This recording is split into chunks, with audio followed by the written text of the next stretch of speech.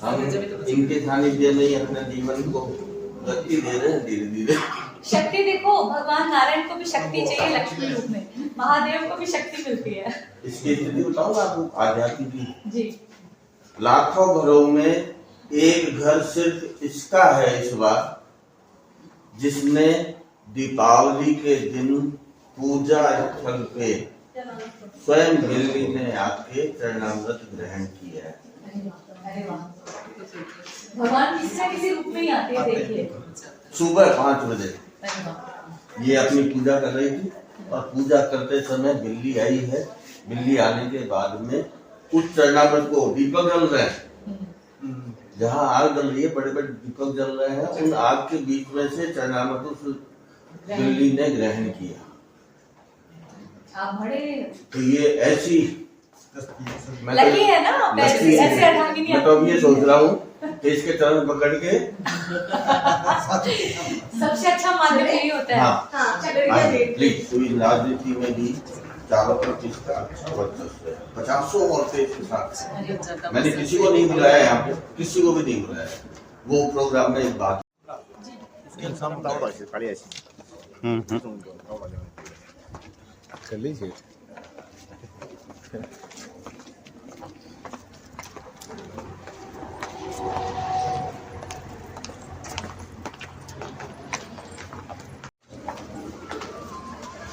रतनगढ़ का नाम, इस धरा का नाम रोशन किया।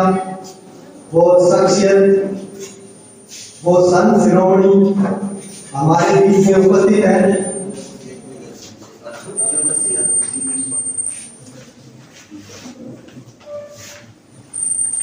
आगे बढ़ाते हुए पहले मैं माँ सरस्वती के लिए कुछ छात्राएं यशोदा जी से और डायरेक्टर सर से निवेदन करूंगा कि वो माता।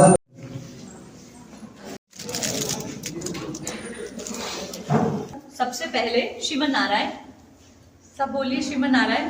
श्रीमन नारायण।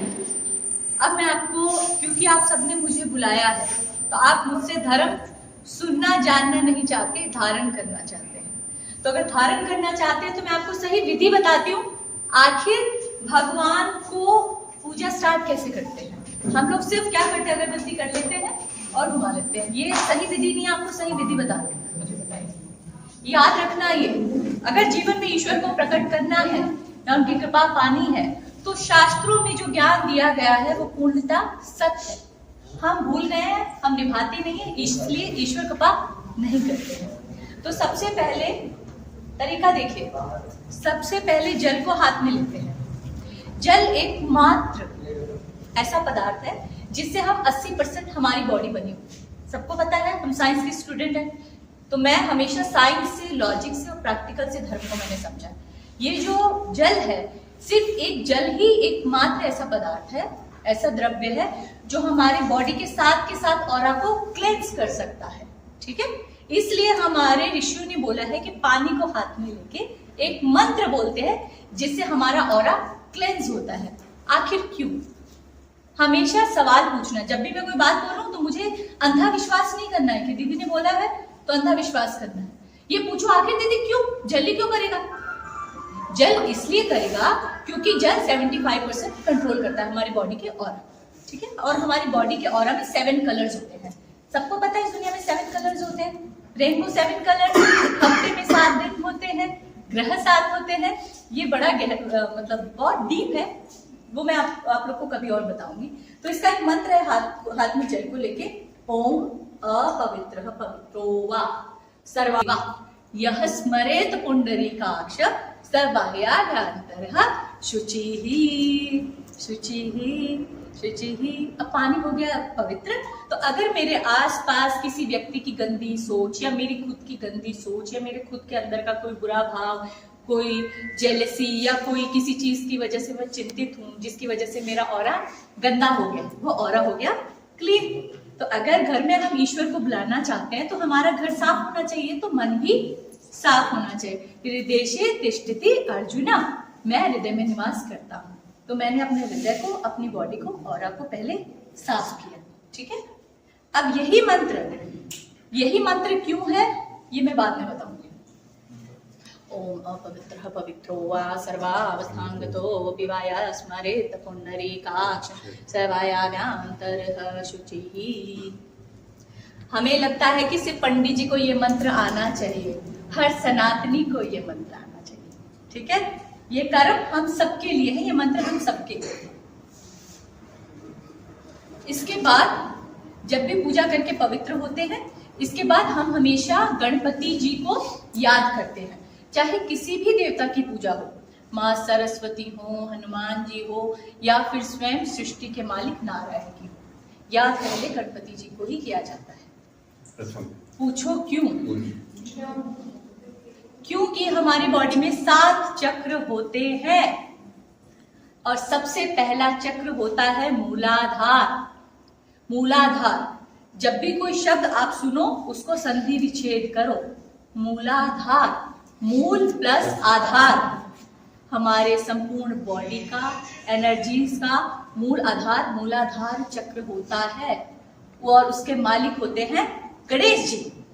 इसलिए हम गणेश जी को पहले याद करते हैं, क्योंकि किसी भी पूजा का, कर्म कांड का मेन भाव होता है कि हमारी ऊर्जा ऊपर की तरफ उठे। ऊपर की तरफ उठाने के लिए नीचे के चक्र को हिलाना तो पड़ेगा, और नीचे के चक्र के मालिक है गणेश जी। इसलिए हम बोलते हैं ओम गण गणपते नमः, ओम गण गणपते नमः 5 बार। इसका भी रीजन है, ओम गण गणपते नमः, ओम गण गणपते नमः। Pronunciation it should be perfect. ये कौन बोलना ओम गण गणपते नमः, ओम गण गणपते नमः, ओम गण गणपते नमः, तो फिर अट्ठे रहती भगवान ने बॉडी में आना अपन क्या बोला, ओम गण गणपतय नमः, ओम गण गणपतय नमः। Pronunciation should be always perfect. कोई भी मंत्र जागृत हो सकता है। ये था मेरा आज का बेसिक ज्ञान, जो हर बच्चे को, हर सनातनी को आना चाहिए। अब अग्निदेव को प्रकट करते हैं। अग्निदेव ही ऐसे देव हैं जो हमारी पूजा को, हमारे भोग को, हमारे भगवान तक लेके जाते हैं। एकमात्र साधन है अग्निदेव। इसीलिए हमारे धर्म में हवन को बहुत इंपॉर्टेंट महत्व दिया गया है। ठीक है, क्या आ गए अग्निदेव। वैसे तो मैं आपको गुरुजी ये आपको बताऊं, ये अगरबत्ती हम सनातनियों के लिए नहीं होती है, हम बांस यूज नहीं करते हैं। ठीक है, ये गलत है, बट कोई बात नहीं, प्रेम से दे रहे तो हमारे भगवान कहते हैं पत्रम पुष्पम फलम तोयम यो मे भक्त्या प्रयच्छति। प्रेम से पत्र पुष्प जल जो भी दोगी मैं ग्रहण कर लूंगा। तो आज हमारे पास नहीं है, इसलिए हम ये दे रहे हैं भगवान को। माँ सरस्वती का मंत्र किसको आता है? किसको आता है माँ सरस्वती का मंत्र? करो, प्रार्थना करो, प्रोनाउंसिएशन सही करो। आइए, आओ बेटा करो। वक्रतुंड महाकाय सूर्यकोटि समप्रभ निर्विघ्नं कुरु मे देव सर्वकार्येषु सर्वदा। या कुंजेन्दु तुषारे हारे धवला या शूद्रवस्त्रावृता या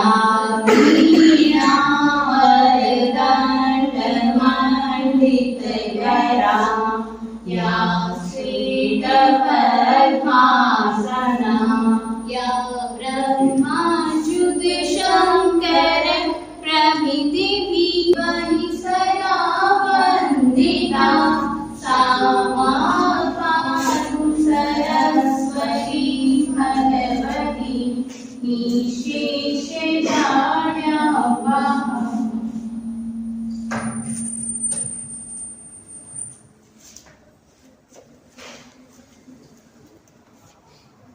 तिलक यहाँ क्यों लगाया जाता है? पूछो, तिलक क्यों लगाया जाता है?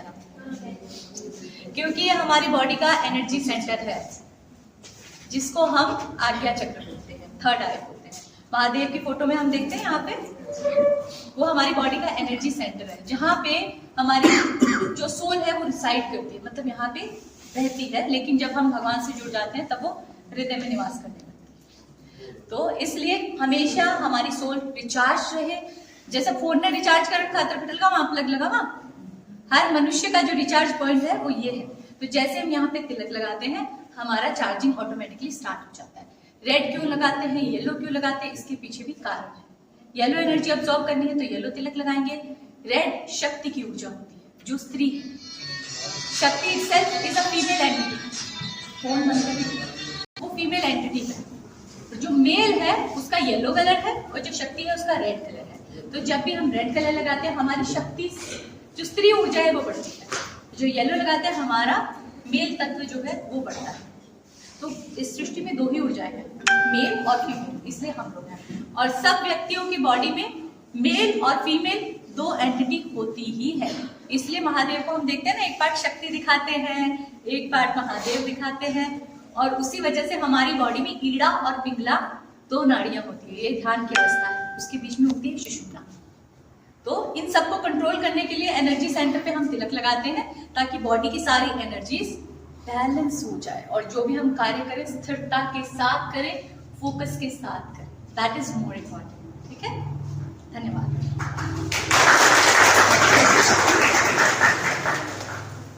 ये बेसिक था जो प्लीज याद रखना और अपने जीवन में अपनाना। देखो मेरा यहाँ मिलने से कुछ नहीं होता, अपनाने से होगा। कार्यक्रम को आगे बढ़ाते हुए आशा मैडम, माया मैडम, सुगत मैडम और रेखा मैडम से अनुरोध करूंगा कि यशोदा जी को माल्यार्पण कर उनका स्वागत सत्कार करें। मैं उनको आमंत्रित करता हूँ। स्वागत सम्मान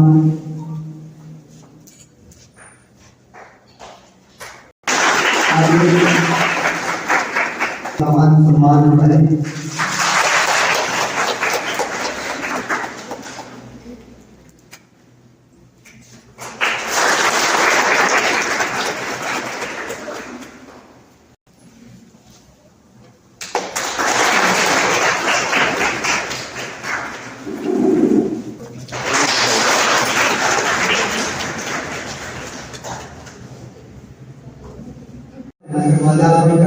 उनका स्वागत सम्मान करें। बाहर गए हैं शायद। बाहर गए। हाँ, तो उतनी देर आते हैं।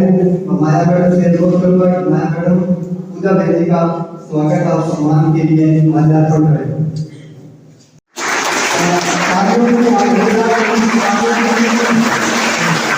स्वागत सम्मान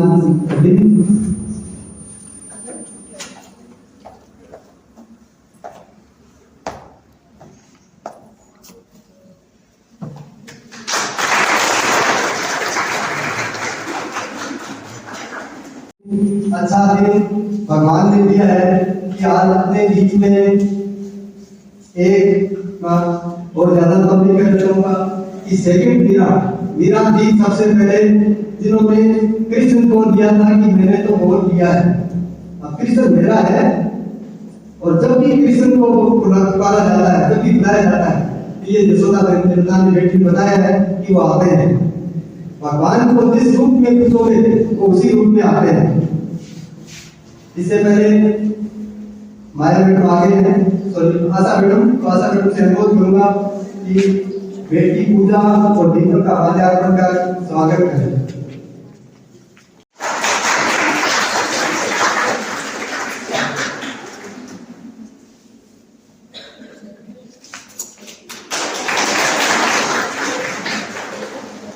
बच्चियों का भविष्य निर्माण करते हैं, उनकी सेवा करते हैं, उनको लाड प्यार करते हैं। उनसे अनुरोध करूंगा कि वो सोन उड़ाकर के यशोदा जी का सम्मान बढ़ाए। मैं उनको आमंत्रित करता हूँ।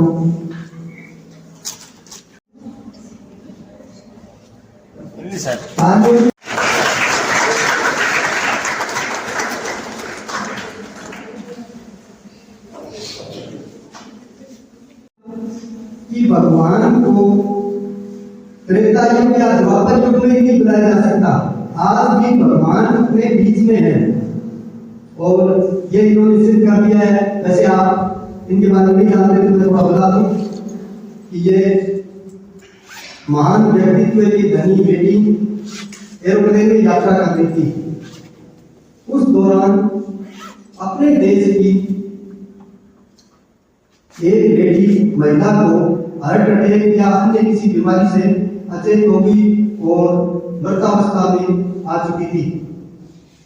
तो इमरजेंसी में क्या किया जाता है कि जब भी कोई ऐसी घटना हो जाती है तो उसको जहाँ पे भी है लेट किया जाता है कोई आसपास एयरपोर्ट को उसमें। तो आज पास में एयरपोर्ट था कराची पाकिस्तान, वहां पे उनसे अनुमति ली जा रही थी। इससे पहले बेटी ने अनुमति मांग करके भगवान कृष्ण से कि मैं एक बार ट्राई करूं देखूं। तो अन्य जो 370 यात्री थे उन्होंने वीडियो बनाई थी, तो उन्होंने बेटी ने कहा कि नहीं, भगवान कृष्ण का एक मंत्र है, निष्काम कर्म करो, फल की इच्छा मत करो, जो कर्म करो उसी में ही अकर्म देगी आप।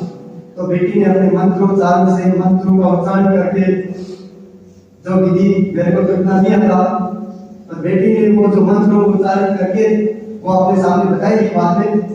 तो उस बेटी को मंत्रोच्चारण का 2 या 1 मिनट में उसको वापस जिंदा कर दिया।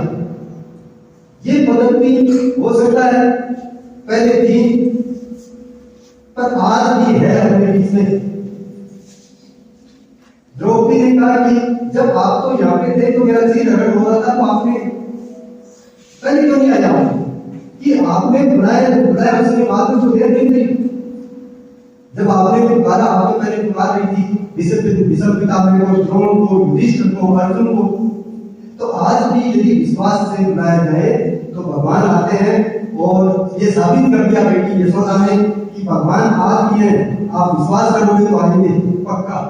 एक बार वैसे पूछा था किसी ने कि आप लोग इतना पूजा करते हो तो क्या मंदिर में भी तो पुजारी होते तो भूखे नहीं रहते, क्या गरीबों क्यों गरीब रहते हैं? मैंने उनसे कहा कि उनको विश्वास भगवान पे नहीं है। भगवान पे विश्वास होगा तो निश्चित रूप से भगवान उसकी सहायता करते हैं, उसके पास में आते हैं। उसको विश्वास किस पे है? जो आने वाले चढ़ावा देने वाले उनके ऊपर है। जो 100 रुपए देगा उसमें ज्यादा विश्वास करेगा, वो ये देखता है कि कितने रुपए चढ़ाएगा। संकल्प होना चाहिए। तो ये विश्वास बेटी को है और बेटी हमें भी शिक्षा देगी कि किस तरीके से हमारी बेटियों को भी आपके जैसे आपकी तरह भगवान पे, ईश्वर पे विश्वास हो। इसलिए मैं उनको आमंत्रित करता हूँ, बेटी यशोदा मंच पे आए और हमें और बच्चों को शुभ आशीष सब प्रदान करें।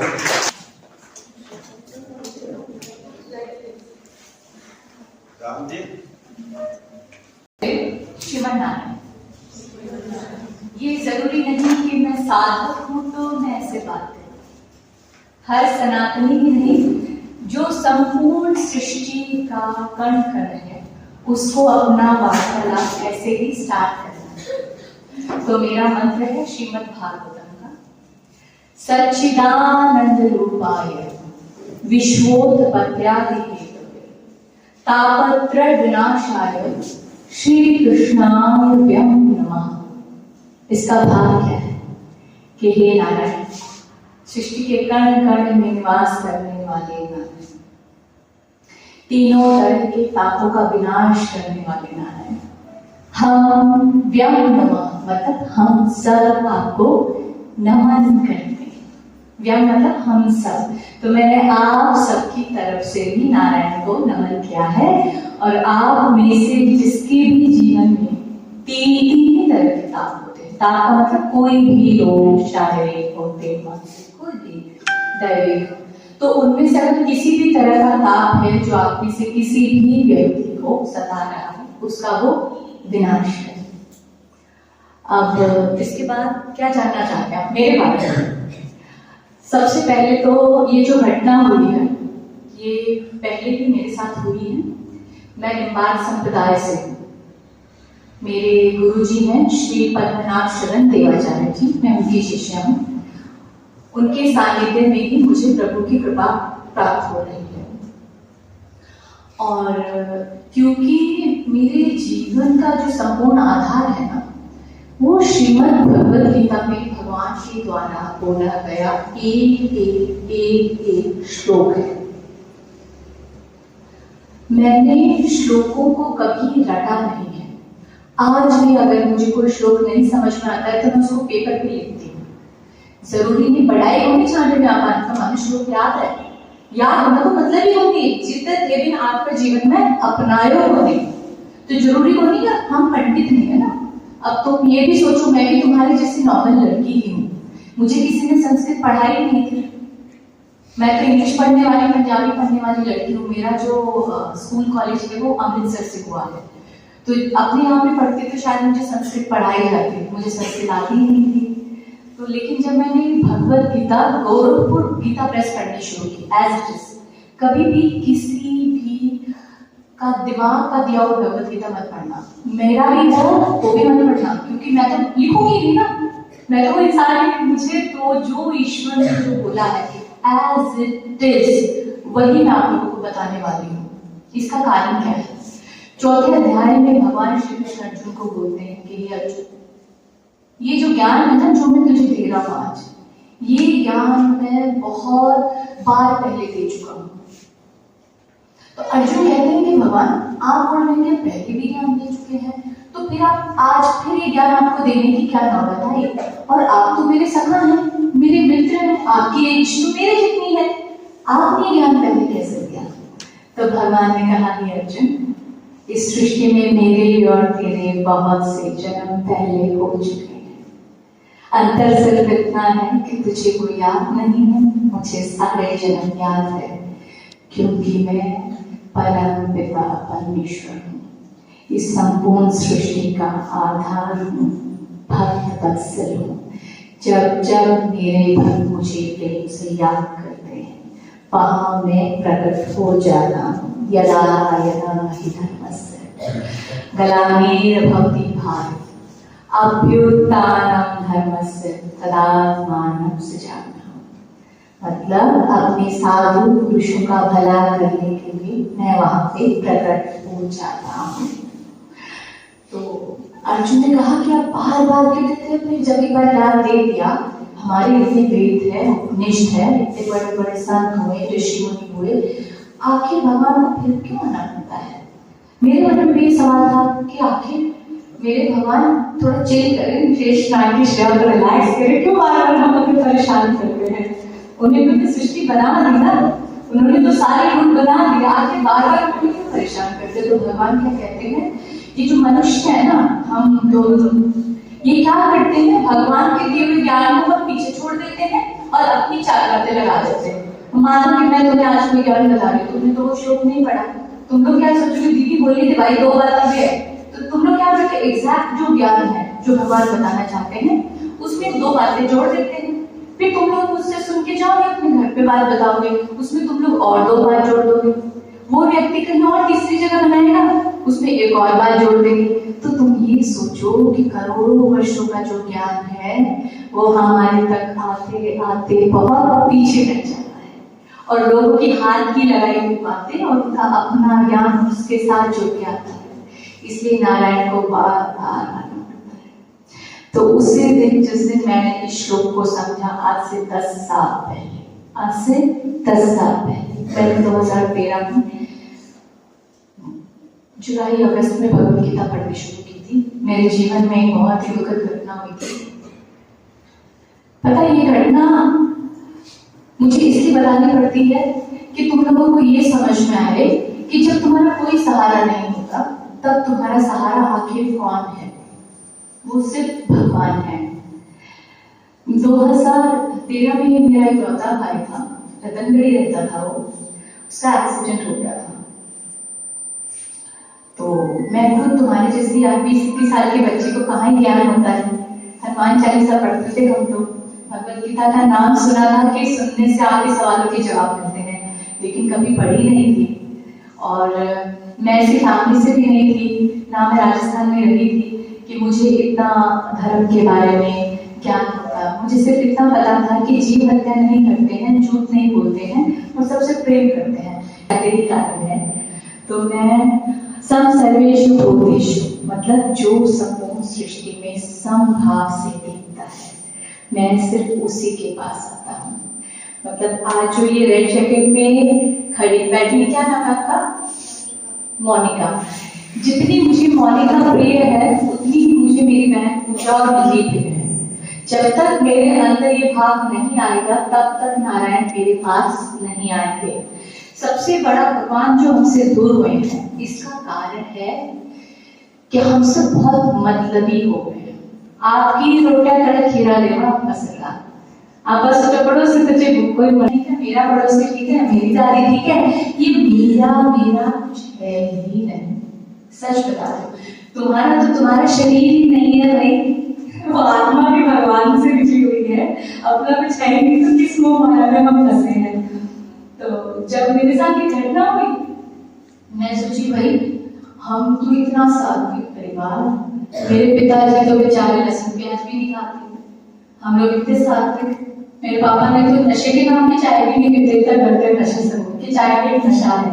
ऐसे परिवार से हूँ मैं। और उसके बाद घर में अचानक किसी घटना होना, आप समझ पा रहे हैं मेरे घर में कैसा माहौल हो गया होगा। मेरी माता तो मम्मी को लगता है वो नॉर्मल नहीं, बट नॉर्मल नहीं है, मम्मी आज भी नॉर्मल नहीं है, but she is happy at least. और हमारे घर का सारा मानसिक संतुलन ही खराब हो गया था।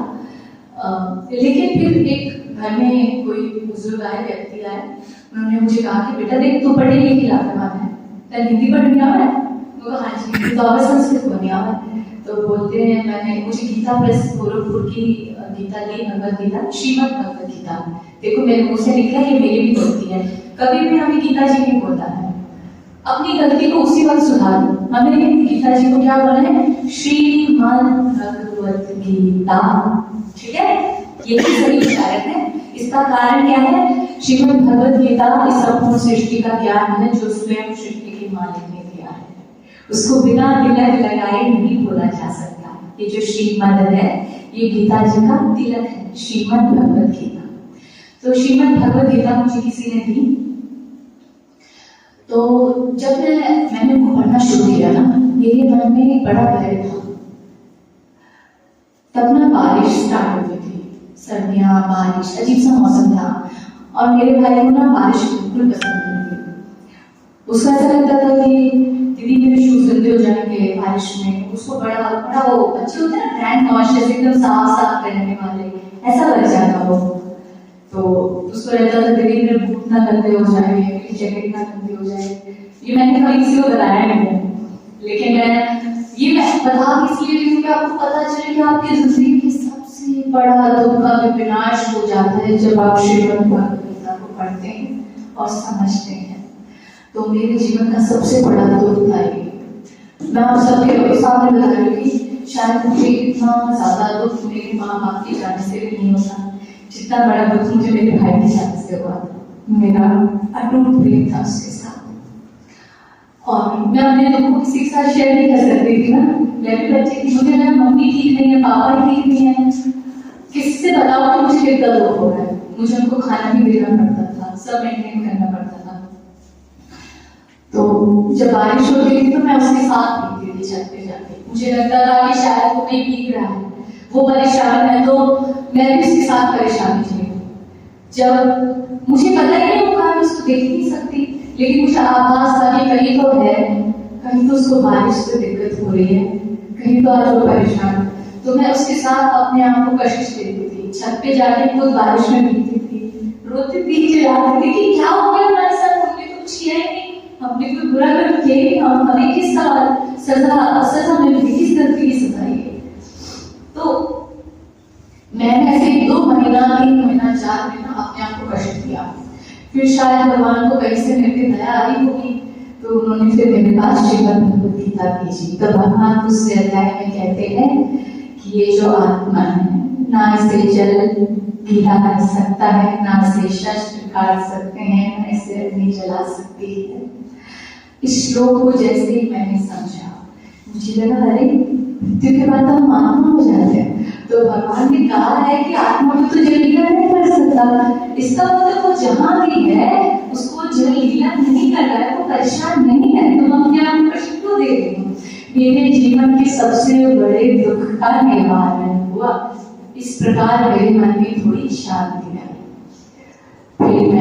फिर मुझे समझ में आया कि अरे इसमें तो बड़ा हर सवाल का जवाब है। फिर मैंने तीसरा अध्याय पढ़ा, फिर मैंने चौथा पढ़ा, फिर मैंने पांचवा पढ़ा। ऐसे पढ़ते बैठते आज मुझे 12 साढ़े 12 साल हो गए, मैं आज भी पढ़ती हूँ श्रीमद् भगवद गीता और मुझे बहुत कम शब्द है जो मैंने याद किए हुए हैं। मैं याद नहीं करती हूँ, मैं समझती हूँ और फिर उसको धारण करती हूँ। धार्यति इति धर्म, मैंने कल भी बोला था। हम तिलक धारण कर रहे हैं लेकिन तिलक का मतलब नहीं पता। हम भगवान धारण कर रहे हैं लेकिन भगवान का मतलब नहीं पता। हम रामायण पढ़ रहे हैं लेकिन रामायण हमारे जीवन में कहीं नहीं दिखती। राम जी और भरत जी जैसा प्रेम नहीं है हमारे में, लेकिन तो फिर धर्म है कहाँ? तो भगवान क्यों आएंगे? जब आप उनके दिए हुए धर्म को धारण ही नहीं करते हो, प्रैक्टिकली उसको अप्लाई नहीं करते हो, क्यों आएंगे कारण? उनको क्या करेंगे? तुम मानो भी मानो तो भगवान ही रहने वाले हैं, उनका जब मन करेगा सृष्टि का विनाश कर देंगे, उनको क्या फर्क पड़ता है? तो धर्म को धारण करना है, धार्यति इति धर्म। तो मैंने भगवद गीता में जो जो भगवान ने बोला, जो जो उन्होंने वादे किए हैं, मैंने उनकी बातों पे विश्वास किया, उनकी बोले हुए हर श्लोक को अपने जीवन में प्रैक्टिकली अपनाया। जैसे आज मुझे यहाँ पे आना था, मैं लेट हो गई, उसके लिए मुझे माफ कर दो। सबसे पहले तो मैं लेट इसलिए हुई कि भगवद गीता में भगवान यहाँ बोलते हैं कि अर्जुन, जब मैं तुम्हें किसी सिचुएशन में डालता हूँ, लेकिन अर्जुन को जैसे भगवान ने युद्ध में डाला है, अब उसके पास ऑप्शन नहीं है युद्ध नहीं करना।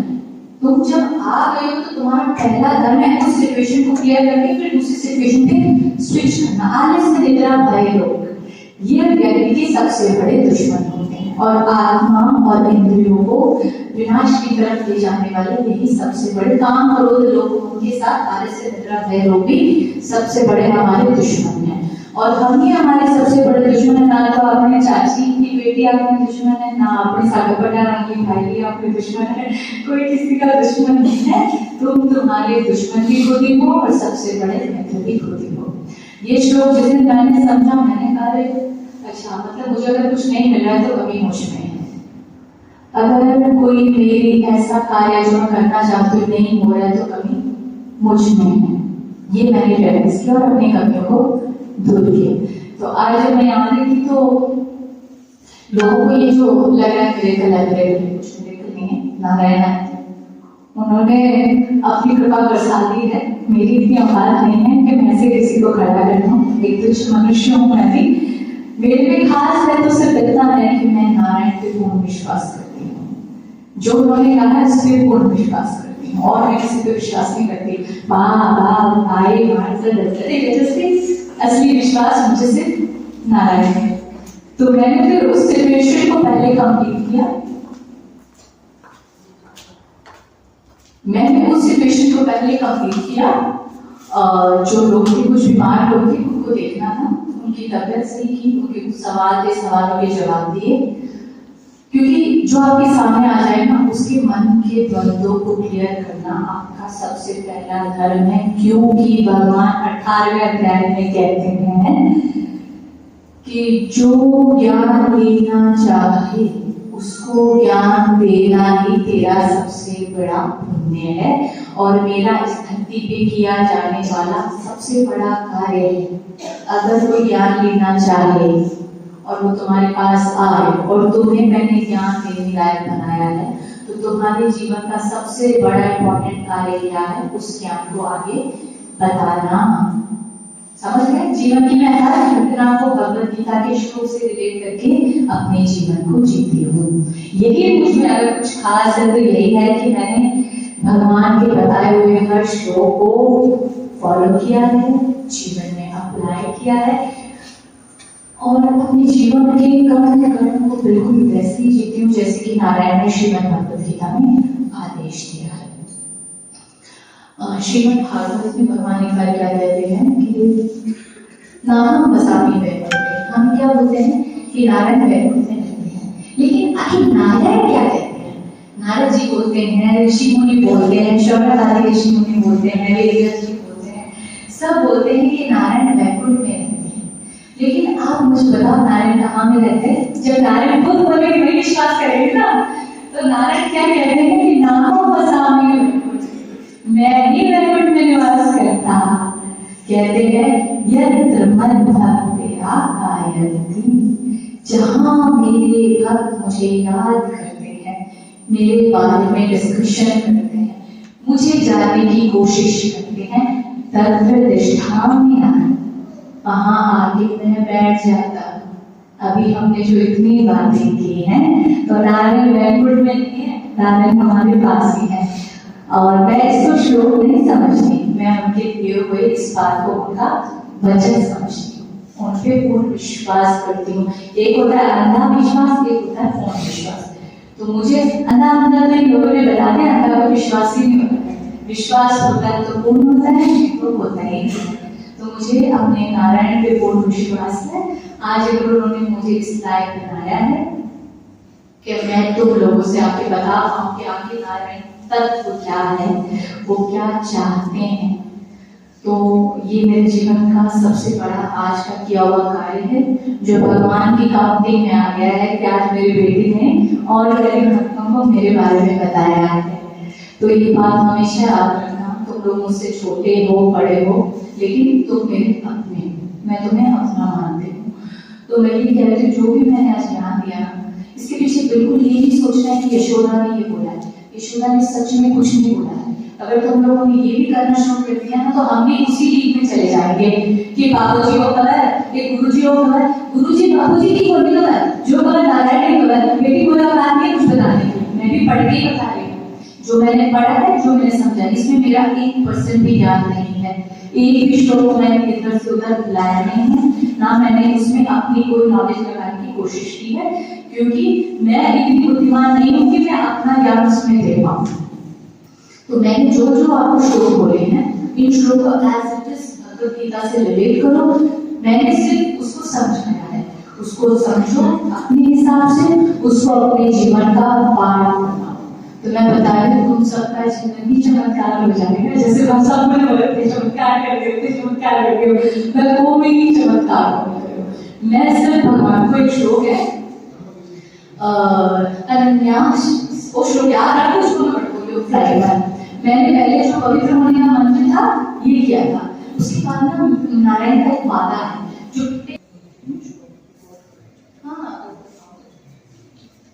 तो क्या होता है कि ये जो श्लोक है ये मैंने भगवद गीता में बोला था, जो स्त्री के ऊपर मैंने यूज किया था। अनन्यास चिन्तयन्तो मां ये जना पर्युपासते तेषां विद्यावियुक्तानां योगक्षेमं वहाम्यहम्। पूछो भाव क्या है, वो संस्कृत समझ आएगा कि मतलब भाव पूछो। भाव ये है,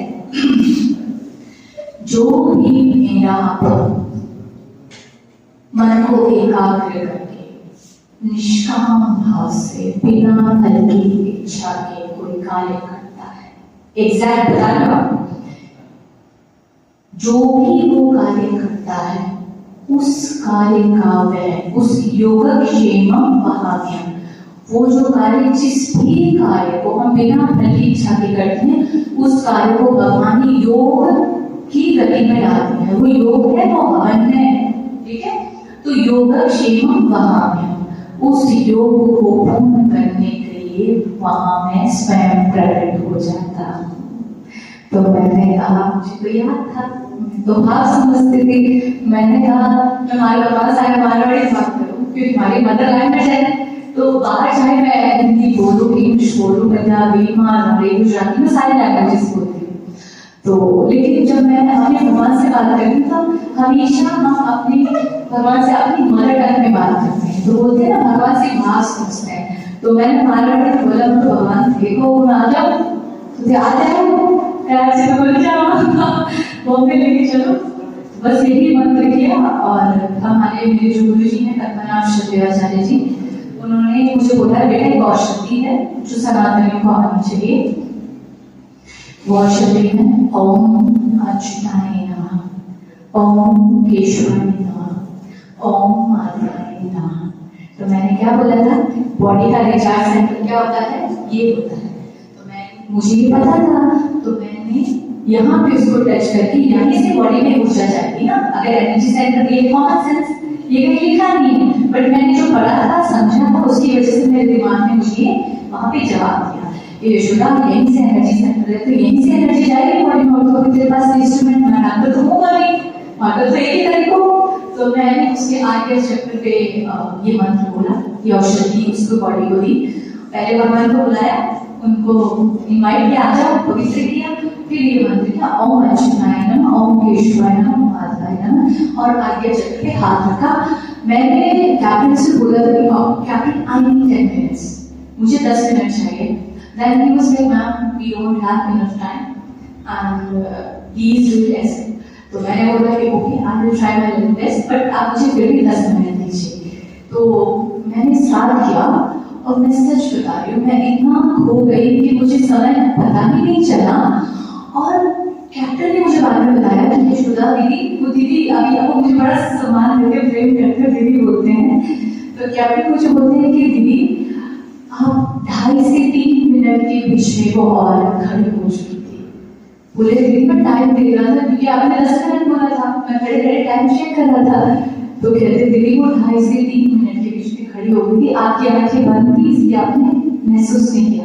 क्योंकि मेरा तो भगवान को बुलाने में मेरा ध्यान व्यस्त था, मैं ध्यान ही नहीं दिया, मैं तो बस बोला भगवान ही खड़ी कर दो। तो 2.5 से 3 मिनट में मेरे नारायण वहाँ पे प्रकट हुए, और उन्होंने उस को एकदम नॉर्मल कर दिया। और आप ये सोचो कि डॉक्टर वहाँ थे, डॉक्टर स्टेथोस्कोप लेके आए, डॉक्टर को ये चेक करना था कि अभी भी नॉर्मल है क्या, पल्स रेट नॉर्मल है, हार्ट रेट नॉर्मल है, क्योंकि जब तक व्यक्ति का बॉडी, डॉक्टर का बॉडी तो अभी नॉर्मल है ना। तो डॉक्टर ने उसका पल्स चेक किया, हार्ट रेट चेक किया। Doctor was shocked, he was really shocked, he was looking at me like, you know, he was ready to faint, वो बेहोश होने के लिए रेडी है कि वर्ड है, क्योंकि डॉक्टर तो मेडिकल की भाषा समझते हैं। और डॉक्टरों को लेकिन हमेशा बोलते हैं कि हमने अपना कार्य कर दिया है, बाकी तो ईश्वर की इच्छा। तो वहाँ पे वो ईश्वर की इच्छा कार्य कर रही थी, डॉक्टर ने भी ये मान लिया था। फिर डॉक्टर ने तुरंत अपने इंस्ट्रूमेंट्स लाए, स्टेथोस्कोप और ये सब, उनका हार्ट बीट चेक किया, पल्स रेट चेक किया। Within 1 minute she was fine, she was normal again, क्योंकि मेरे दिल की धड़कन ऊपर हो गई थी और उसकी दिल की धड़कन नॉर्मल हो गई थी। तो 1 मिनट में वो बिल्कुल नॉर्मल होके खाने के लिए मांगने लगी, मुझे यशोदा जी कुछ खिलाओ, मुझे वॉशरूम जाना है। मतलब 4 मिनट में नॉर्मल होके उसने खाना पीना शुरू कर दिया, एकदम बॉडी नॉर्मल हो गई डॉक्टर के अकॉर्डिंग। ये इतनी सी घटना है, लेकिन घटना इतनी बड़ी इसलिए है क्योंकि स्वयं नारायण वहां आ गए थे।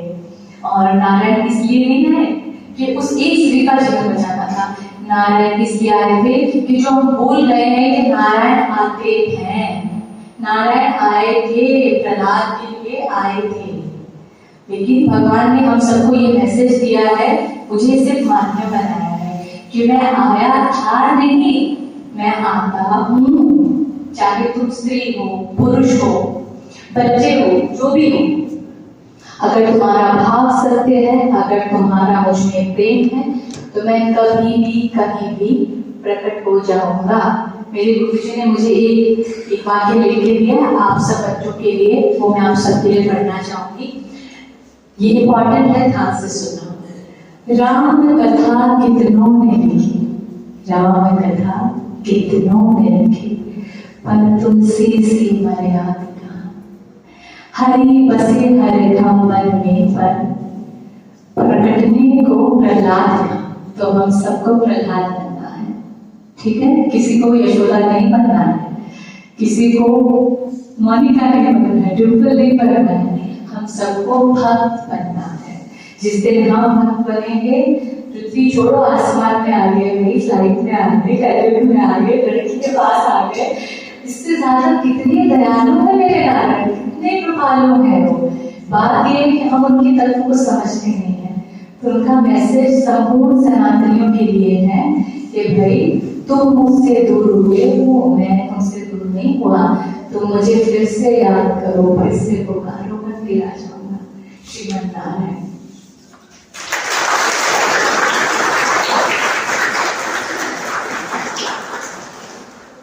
एक मंत्र है, चलो लिखो सारे, लिखो एक मंत्र लिखो सबके लिए। तुम लोगों को एक मंत्र देके जाते हैं।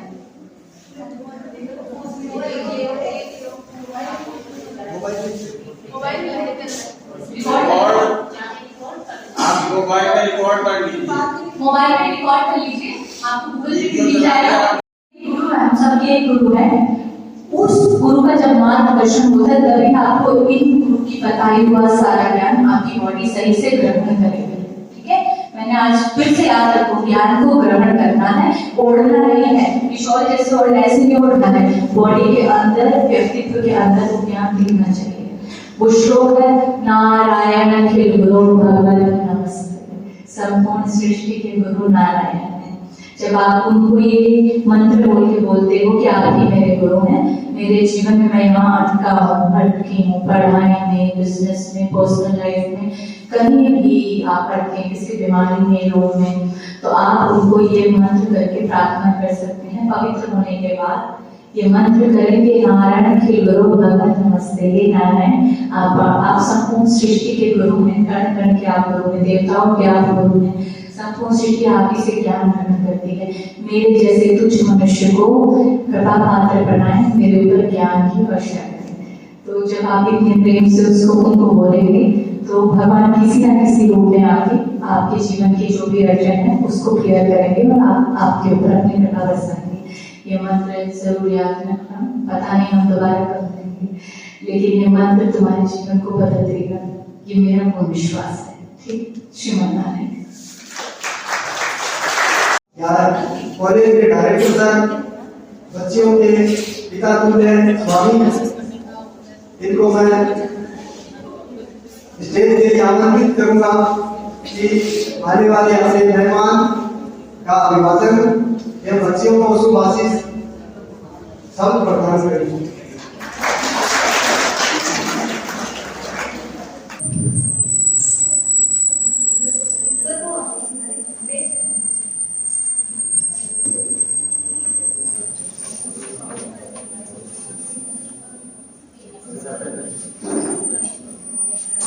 परम पिता परमेश्वर की अति मनोकामना से आज का दिन हमारे जीवन में एक नई अनुभूति और एक नई विभूति के संयोग को लेकर हुआ है। सर्वप्रथम मैं आपको दो चीजें बताना चाहूंगा। दो घटना है जो इस जीवन में हुई है, उन घटनाओं को मैं आपको बहुत ही सूक्ष्म रूप में बताने जा रहा हूं। पहली घटना है, हम सब लोग हवन करते हैं। हवन में हम क्या करते हैं? लकड़ी है डालते हैं, फिर कुछ सामग्री डालते हैं, उसके बाद में हम घी डालते हैं, हवन की ज्योति प्रज्वलित हो जाती है। एक घटना ऐसी देखी गई कि उसने हवन के अंदर हाथ के अंदर चम्मच पकड़ा, घी लिया, एक चम्मच घी उसने लिया, मंत्र बोलने शुरू किया। मंत्र बोलने के बाद में उस घी को उसने उस हवन अग्नि के अंदर डाल दिया। इतना सा घी, एक चम्मच घी इतना बड़ा रूप ले गया कि पूरी जो उसकी आगे पीछे की जो भी जगह थी उस सभी में आग लग गई। अर्थात एक विस्फोट हुआ और वो विस्फोट इतना भयानक था, उसने उस मंत्र की शक्ति बताई कि ये शक्ति इतनी अधिक है कि एक चम्मच घी मात्र से भी आग लगाई जा सकती है। पूरी स्थान को आप जो है अग्नि में समर्पित कर सकते हैं। दूसरी घटना, कहीं पे राम कथा चल रही थी। हम लोग अक्सर देखते हैं जय जय श्री राम कथा, भागवत कथा हम लोग सुनने जाते हैं। राम कथा चल रही थी तो राम कथा के अंदर एक व्यक्ति रोजाना सुनने के लिए आता था।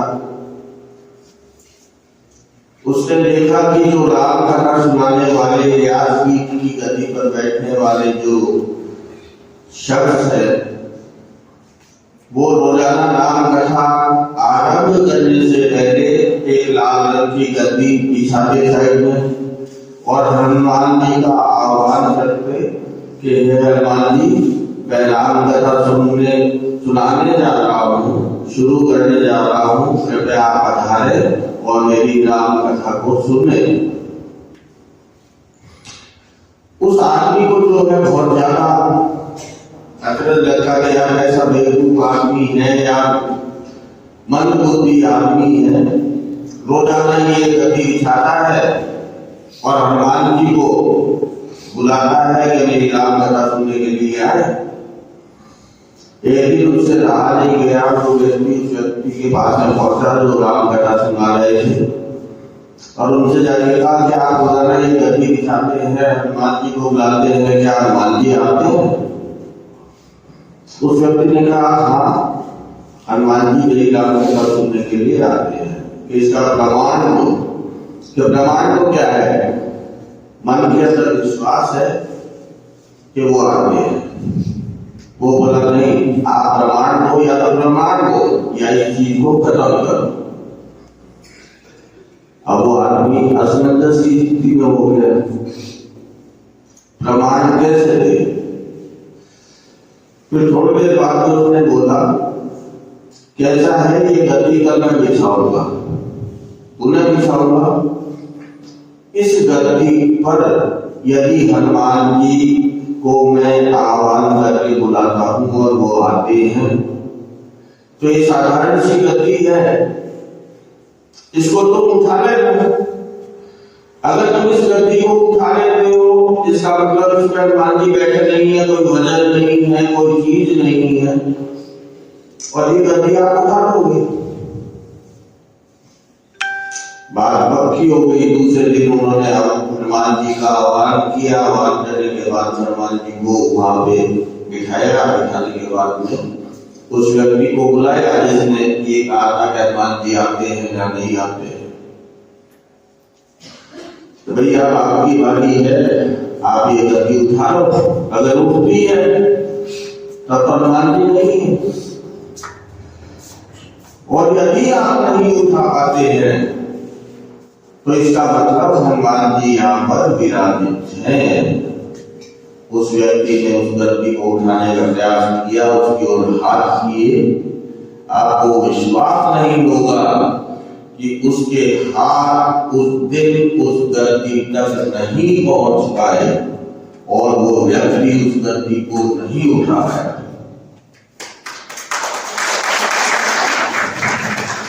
ये इसी जन्म की अपने लोगों के बीच की ही घटना है कि हनुमान जी साक्षात आकर उस गद्दी पर विराजित होते हैं और जहां भी राम कथा होती है उस राम कथा को सुनते हैं।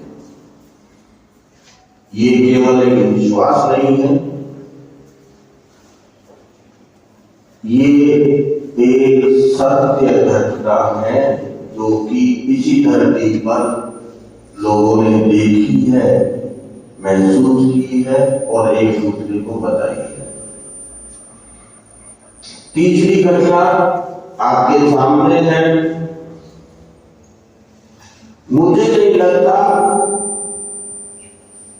कि अगर उम्र के अनुसार कहूं तो मैं इसको बेटी कहना ही पसंद करूंगा। बेटी यशोदा में कोई एक्स्ट्रा, कोई अतिरिक्त किसी प्रकार के कोई शरीर में शारीरिक रचना में एक्स्ट्रा कोई चीज है। आंख, नाक, मुंह, कान, हाथ, पैर, सांस लेना, माथा, सिर पे बाल सब वही है जैसे तुम्हारे हैं, है या नहीं है? किसी को एक्स्ट्रा लग रहा है क्या? बोलिए, नहीं लग रहा? बिल्कुल तुम्हारे हैं। अंतर क्या है? अंतर कितना ही है कि इस बच्चे ने हमने भगवान को भजा है, भगवान को माना है, भगवान की पूजा की है, और उसका प्रतिफल आज ये है कि हम सब लोग आश्चर्यचकित है कि एक मृत प्राय महिला को इस बच्ची ने अपने योग क्रिया द्वारा, अपने मंत्रों के द्वारा जीवित कर दिया। बहुत बड़ी बात है। ऐसा होना हम सिर्फ या तो कहानियों में सुन सकते हैं या किसी सुनाई बात को कह सकते हैं, परंतु आज ये घटना हमारे सामने, सबके सामने परिलक्षित हो रही है, दिखाई दे रही है।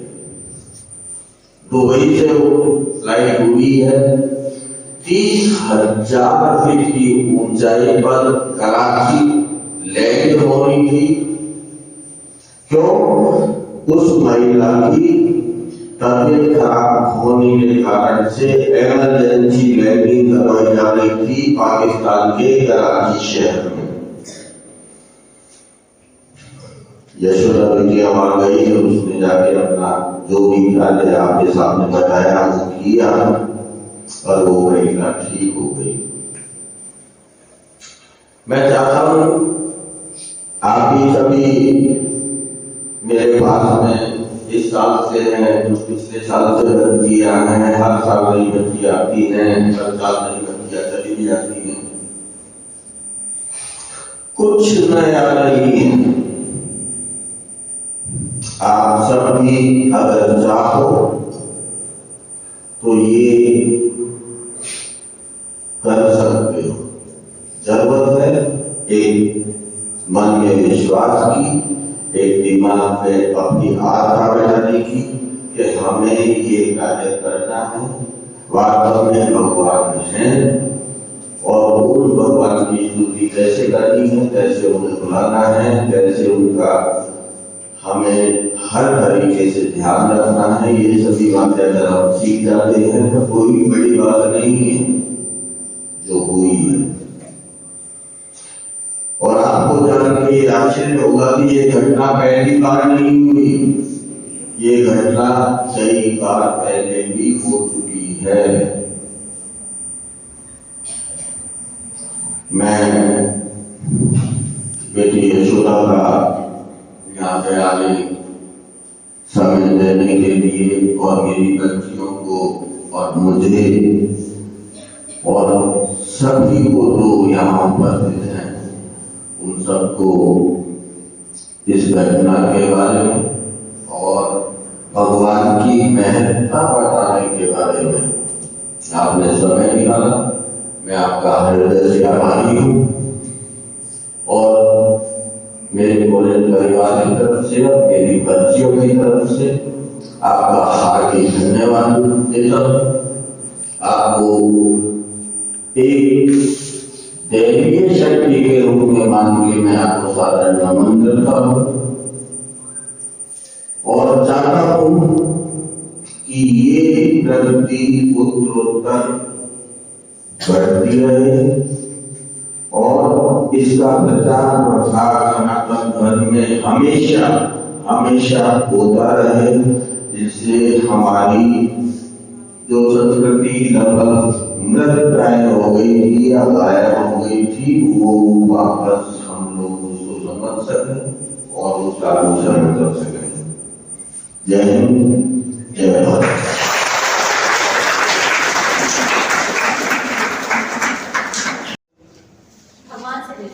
भगवान से रिलेटेड या अन्य कोई बात आप पूछना चाहते हैं तो उसका उत्तर देने के लिए यशोदा जी आपके समक्ष उपस्थित हैं। क्या आपके मन में कोई प्रश्न है? क्या कोई क्वेश्चन है? मुझसे रिलेटेड नहीं, भगवान से रिलेटेड। मैं एकदम सही श्रीमद् भगवद गीता के अकॉर्डिंग आपको जवाब दूंगी और उस जवाब के बाद आपका जीवन बदल जाएगा। 5 मिनट लो, अपने मन की कोई दुविधा है, कोई सवाल है, उसको नोट कर लो, मैं उसका जवाब देने के लिए रेडी हूँ। क्योंकि ये 18वें अध्याय का मेरा भगवान को दिया हुआ वचन है। मैं जहाँ जाऊंगी, अगर किसी के मन में कोई दुविधा है, आपसे रिलेटेड, धर्म से रिलेटेड कोई शंका है, मैं उसको अवश्य दूर कर, इसलिए ये मेरा फर्ज है, मेरा धर्म है। तो पूछो, 5 मिनट लो, सोच लो, अपने मन से बात करो, है तो मैं जवाब दूंगी। इधर आओ, सवाल पूछो, सवाल भी तुम अच्छे से पूछो। हाँ पूछो।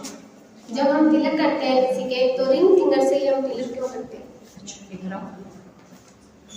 हमारी जो ये रिंग फिंगर है ना, ये हमारे आगे चक्र से जुड़ी हुई। हमारी बॉडी में ना बहुत सारे चक्र हैं, हमारी बॉडी में बहुत सारे चक्रास हैं, पर 7 जो चक्रास हैं वो हमारी बॉडी के मेन एनर्जी सेंटर्स होते हैं, जो हमारी बॉडी में मूलाधार, स्वादिष्ठान, हृदय चक्र, सहस्त्रार, यहाँ पे यहाँ आज्ञा चक्र, ऐसे करके हमारे 7 चक्र होते हैं। तो हमारी जो ये रिंग वाली जो फिंगर है, ये हमारे इस एनर्जी सेंटर को एक्टिव करती है और मेवा चक्र को एक्टिव करती है। तो जैसे हम अपनी इस फिंगर से तिलक लगा के यहाँ पे टच करते हैं, उसका ये और ये पार्ट एक्टिव हो जाता है। ठीक है, और सवाल? और जैसे हम सबको पता है, पूछो, बैठा के पूछो।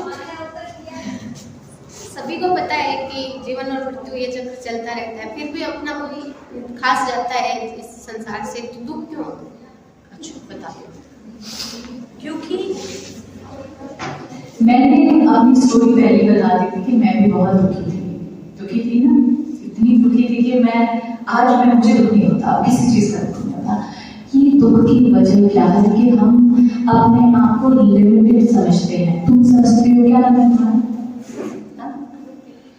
अनुप्रिया ये समझती है कि मैं सिर्फ अनुप्रिया हूँ। भगवान ने अर्जुन को क्या बोला था कि तुम्हें लगता है कि तुम सिर्फ अर्जुन हो, लेकिन इससे पहले भी तुम्हारे बहुत सारे जन्म हो चुके हैं। अगर तुम इस जन्म के माँ बाप के लिए रोगे तो पिछले कितने माँ बाप को रोते हुए छोड़ के आए। पता है तुम्हें? क्या पता तुम्हारी माँ आज भी तुम्हारे मृत्यु के बाद हॉस्पिटल में है, क्या पता तुम्हारे पिता आज भी तुम्हारी याद में फोटो गले से लगा के रो रहे होंगे। अगर ऐसे तो ये रियलाइज कर लो कि मेरे एक जन्म नहीं है, मेरे बहुत सारे जन्म हो चुके हैं, सच में हो चुके हैं। बेटा तू बता कितने साल की है? 22। मतलब ये 22 साल पहले हम में से किसी की बेटी गई होगी, बस वो है कि हमें इसको याद नहीं है। क्या पता हमारे किसी परिवार की बेटी नहीं हो या पुत्र नहीं हो, किस रूप में भी, लेकिन क्योंकि इसको याद नहीं, इसको याद सिर्फ इस जन्म के माँ बाप का है, इसलिए लिमिटेड लोगों को अपना समझ के शोक करती है। लेकिन भगवत गीता हमें ये ज्ञान देते हैं, श्रीमन नारायण भगवान श्री कृष्ण हमें ज्ञान देते हैं कि तो वस्त्र जैसे बॉडी, जैसे कपड़े में चेंज करता, मैंने साड़ी पहनी थी, आज मैंने सूट पहना, कि मैं साड़ी के लिए रोऊंगी क्या? कल वाली मेरी जो साड़ी है भाई वो खड़ा है ना? लेकिन क्यों हम रोते हैं? क्योंकि हम अपने ज्ञान को बड़ा लिमिटेड कर लेते हैं कि मैं सिर्फ अनुप्रिया हूँ, मैं सिर्फ यशोदा हूँ। मैंने इसी बॉडी में रहते हुए मैंने अपनी आगे की यात्रा पे काम करना शुरू कर दिया है, तो मुझे इस जन्म के लोगों के लिए दुख क्यों होगा? आपको समझ में आएगा कि ये जीवन चक्र जो है, आप अपने पुराने कर्मों की वजह से मुझे मेरे माँ बाप मिले हैं और पुराने जन्म के कर्मों की वजह से आज हम सब लोग यहाँ पे बैठे हैं। तुम लोग भी मेरे कोई ना कोई हो, इसलिए मैं तुम्हारे सामने हूँ। नहीं तो दुनिया में स्कूल कॉलेज तो बहुत है, बहुत है क्या? हर सबके पास रतनगढ़ में बहुत कॉलेज है, सबसे बड़ी बिल्डिंग है। कल आपके जो सर है वही क्यों मुझे इनवाइट करके यहाँ आए? तो तुम लोगों से भी मेरा कोई ना कोई रिश्ता है, तुम में से कोई ना कोई कहीं ना कहीं अटका हुआ है जिसको मेरी चीजों की जरूरत है, इसलिए मैं यहाँ आई हूँ। तो हमें जरूरत है सिर्फ अपने आसपास होने वाली घटनाओं को लेके अवेयर रहने की। ओके, ये मेरे से सवाल पूछने आए, मतलब इससे कोई रिलेशन है, तो मैं मेरे लिए ये सबसे इम्पोर्टेंट है। उसी प्रकार बेटा, जब हमें दुख होता है, किसी की प्रियजन की मृत्यु होती है, तो तुझे पता होना चाहिए कि ये जो है इस समय के लिए इस व्यक्ति का जो कार्यचक्र है वो खत्म हो चुके, इसकी ड्यूटी खत्म हो चुकी है। अब जैसे तेरे स्कूल की छुट्टी हो जा रही है तो तुझे जाना ही पड़ता है ना, वैसे ही जब किसी भी व्यक्ति का इस जीवन में स्मृति हो, ये समय खत्म हो जाता है, उसको नियति जाना पड़ता है। भले 20 साल का हो, 30 साल का हो, 60 साल का हो, 80 साल का हो, समय खत्म हो गए ही जाना पड़ता है। ये कोई बड़ी प्रैक्टिकल सी बात है। रो रही हूँ, क्यों रो रही हूँ? कुछ हुआ इसके जीवन में ना? इसीलिए मैंने तुम लोगों से पूछा कि कोई तो यहाँ पे है जो जीवन में कहीं अटका हुआ है, मुझे एहसास होता है। तो उसी का शायद उसी के सवालों का जवाब मुझे नहीं आता। कोई बात नहीं, दुख पे विजय पाने से ही दुख का अंत होता है। मैंने भी अपने दुख पे विजय पा ली। बताओ, और किसी को कोई सवाल है? जाऊं मैं?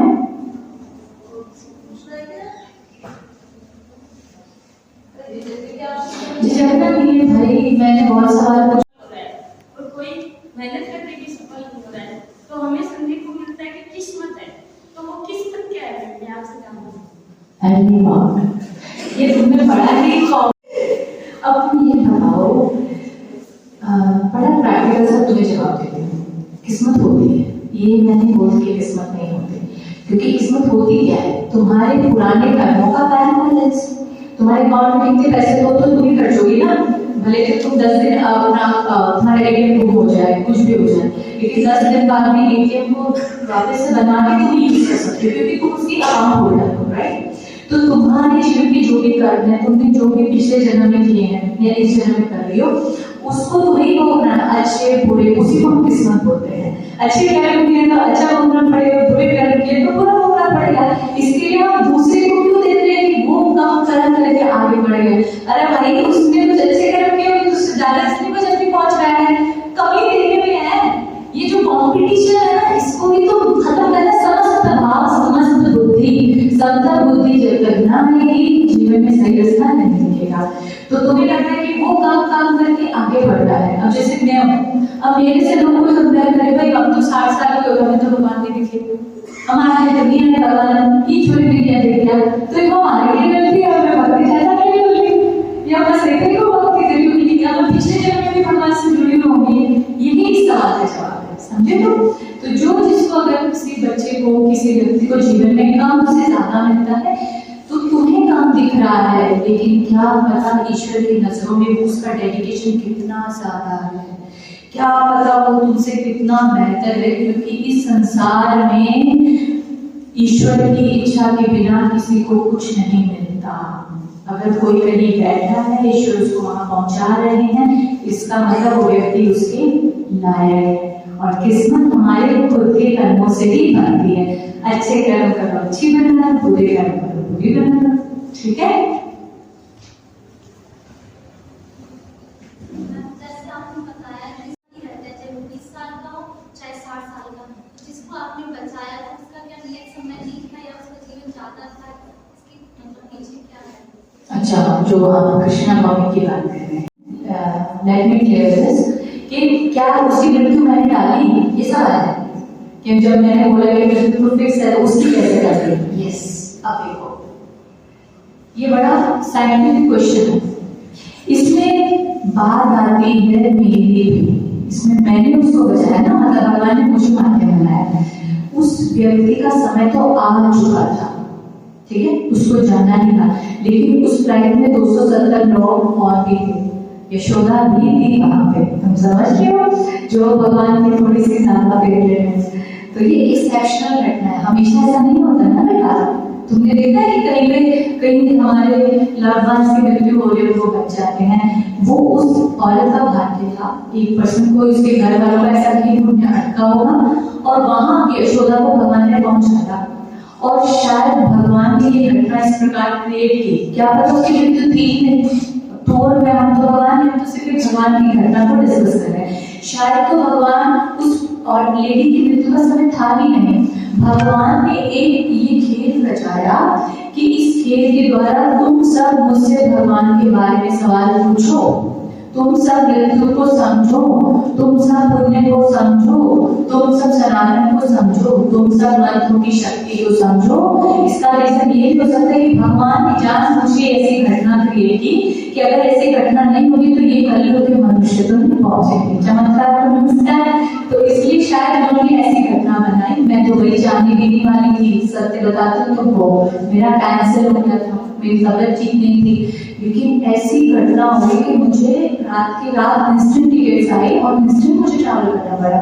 इवन बेटा मेरे को 1 हफ्ता वहां पे रुकना था, 1 हफ्ता में दुबई रुकने वाली थी, लेकिन तुम सोचो कि अब जब आप इंस्टेंट टिकट लेते हो आपके पैसे भी ज्यादा खर्च होते हैं, तो आपको फिर भी इतना जरूरी काम आ रहा है घटनाएं, तुम सोचो कि घटनाएं कैसे लीक होती हैं। लेकिन मैं क्योंकि भगवत गीता पढ़ती हूँ तो मुझे पता है कि कोई घटना हो रही है, इसके पीछे कोई वजह है। तो मैं 1 हफ्ता रुकने वाली थी, मैं 4 दिन पहले आ गई। वो और मस्कट से पहले भी बेहोश हो सकती थी, वो नहीं हुई। मुंबई के पास भी हो सकती थी, नहीं हुई। वहां पे डॉक्टर न होगा, ये भी हो सकता था। आप सोचो कि भगवान की सारी घटना कितनी बैलेंस की। यशोदा भी बिठा दी, उनको पता था होगा कि इसी के द्वारा कराऊंगा, यही मेरे मैसेज को आगे लेके जाएगी, क्योंकि भगवान को पता है अब ये समतब होती है। मेरे को ना पैसे चाहिए, ना मेरे को नेम चाहिए, ना मेरे को फेम चाहिए। मैं सत्य बता रही हूँ, मेरे इंस्टाग्राम पे कोई फॉलोवर नहीं है, कोई ब्लू टिक नहीं है, मैं कोई वीडियो नहीं डालती अपने बारे में मैं क्या करती हूँ, क्योंकि मुझे दिखावा कभी करना ही नहीं था। तो शायद इसका वजह ये भी था कि भगवान ने बोला ये तो अपने आप को लेके नहीं आई, अब ये राइट समय है, इसके द्वारा मैं अपना मैसेज आगे पहुंचाऊं। और बेटा अगर धरती पे ये घटना होती तो वहाँ डॉक्टर आ जाते, एम्बुलेंस आ जाती, फिर भी लोग इसको चमत्कार ना मानते, ना मुझसे ज्ञान लेना चाहते। तो ये ईश्वर ने एक ऐसी घटना बनाई बेटा, हवा देख मैं भी खुद भी हैरान हूँ, जानबूझ के डॉक्टर भी वहां लाए ताकि भगवान को पता चले मैं तुम्हारे विज्ञान मेडिकल से ऊपर हूँ, मेरा ज्ञान तुम सबसे ऊपर है, परम पिता परमेश्वर मैं ही रहने वाला हूँ, ये याद रखो। ये उनका मैसेज है, उन्होंने ऐसी घटना बनाई। और शायद कृष्णा नवमी उस घटना का एक छोटा सा पात्र था जिसमें भगवान हम सबको सेट करना चाहते थे। ये घटना सच में बड़ी दिव्य है, जो शायद अभी तक मैं भी नहीं समझ पा रही हूँ। यही तुम्हारे सवाल का जवाब है बेटा।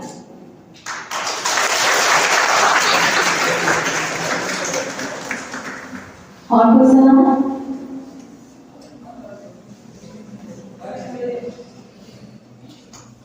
जाऊं मैं? पक्का? चलो फिर चलते हैं। कुछ अच्छा लगा तुम्हें? आज क्या करो, किस किस को अच्छा लगा? सबको? इसका मतलब मैंने जो काम किया वो अच्छा किया, ठीक है? Okay bye everybody.